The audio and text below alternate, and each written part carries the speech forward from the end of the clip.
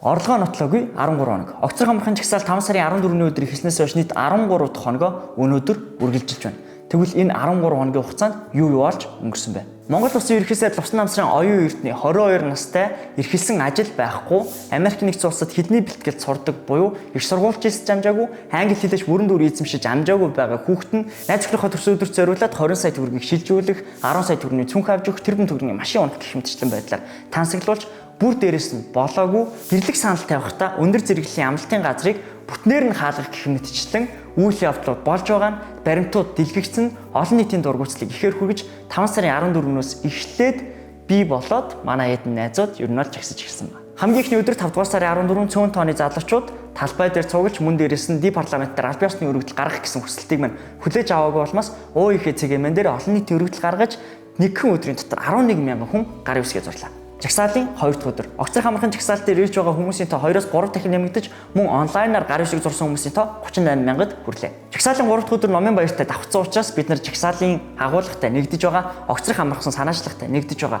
номын асрууттай нэгдэж номтой жагсаалыг үргэлжлүүллээ. Мөн энэхүү өдөр улсын хурлын гишүүдээс хамгийн ихний гишүүн буюу Ж Баярмаа гишүүн бидний санаачлагтай нэгдэж огцруулах өргөдөлд гарын үсэг зурлаа. Жагсаалын 4 дахь өдөр оюун эрдэнэ ерөнхий сайд хэвлэлд өгсөн засварлсан ярилцлагада ялаануудаа битгий горд гэж хэлснээр олон нийтийн дургуутслыг бүр их өрдөж маш олон хүмүүс жагсаал дээр нэмэгдэж ирж жагсаалын жагсагчдын тоо 40000 гаруй хүрсэн байна. Мөн дээрээс нь жагсаалын зохион байгуулах багийн зүгээс өргөтгсөн шаардлагыг танилцуулж оюун эрдэнэ ерөнхий сайдыг огцрох эвслийн засгийн газар тарах. Мөн дээрээс нь альва үндсэн хуулийн нэмэлт өөрчлөлтийг дэмжихгүй гэсэн 3 шаардлага олон нийтэд аль бие ёсоор танилцуулсан байна. Орлогоо нотлоогүй 5 дахь хоног харин номтой жагсаалын сүүлийн өдөр байлаа.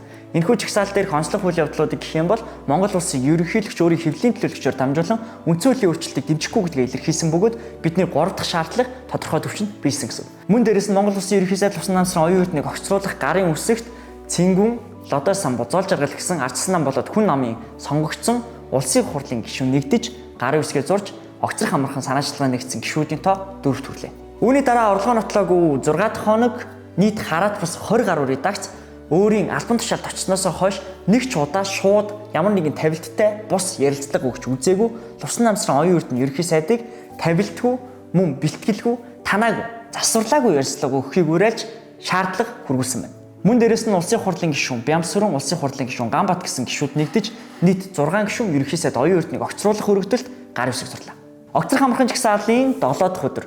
Огцрог хамрахын жагсаалын эсрэг сөрөг жагсаалыг зохион байгуулж Цэцэг Бямбат тэргүүтээ нөлөөлөгчдөөр дамжуулан хүмүүсийг олон нийтийг жагсаалд оролцож байгаа хүмүүсийг харлуулахад уриалж түрхэж байлаа. Гэсэн хэдий ч энэ бүх хугацаанд жагсаалыг дэмжиж гарын үсэг зурсан хүмүүсийн тоо 90 мянгаыг аль хэзээ давсан байлаа. Орлогоо нотлоогүй 8 дахь хоног.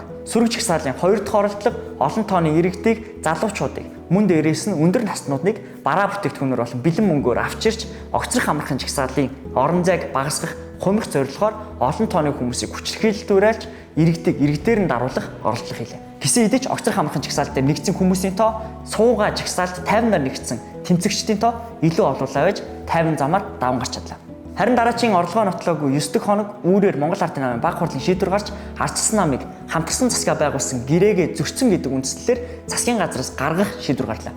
Энэхүү шийдвэрийн ардаас сөрөг жагсаал зохион байгуулж исэн иргэд талбай дээрээс уул мөргүү алгууллаа. Орлогоо нотлоогүй 10 дахь хоног алдар тхийн одон гардуулах хонхны баяр гэх мэтчлэн баяр түүл явдлуудтай зэрэгцээд огцрох хамрахын жагсаал үргэлжилсээр байлаа. Тэрч бүхэл улсын хурлын ёс зүйн үгийн байнгын ороонд өргөдөл гаргалаа. Мөн дээрээс нь олон нийтийн нэгдсэн гарын үсгийн тоо 100 мянгаыг холд авлаа.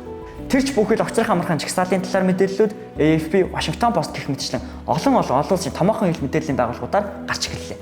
Огцрох хамрахын жагсаалын 11 дахь хоног Улаанбаатар марафонтой зэрэгцсэн гүйдэг жагсаалыг зохион байгуулж мянган гүйгчид тэр дунд огцрох хамрахын гэсэн пайз стикертэйгээр гүйлтээ үргэлжлүүлж өөртөө тэмцгийн хаажгаар оюун эрдэнэ ерөнхий сайдтай шудраг бус тогтолцоотой эвслийн засгийн газартай тэмцлээ. Орлогоо нотлоогүй 12 болоод 13 дахь хоног нийслэлийн цагдаагийн удирдах газраас Австрийн ерөнхийлөгчийн айлчилж байгаа төрийн өндөр айлчлалтай холбогдуулан огцрох хамрахын жагсаалынхныг байршлаа өөрчлөх хүсэл гаргасны дагуу бид эрхчлөөний талбайд жагсаалаа үргэлжлүүлж байна. Мөн дээрээс нь энэхүү сүүлийн өдрүүдэд огцрох хамрахын жагсаалыг зохион байгуулж байгаа багийнхныг том биетэй масктай хүмүүс мөшгөх зураг бичлэг хийх, мөн дээрээс нь номергүй машинаар дагах гэх мэтчлэн бодит аюул занлуулах болцшгүй өрсөлдөлүүд үүсч эхэллээ.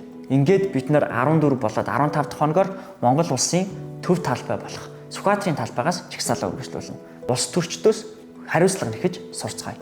Норог тань байлаа.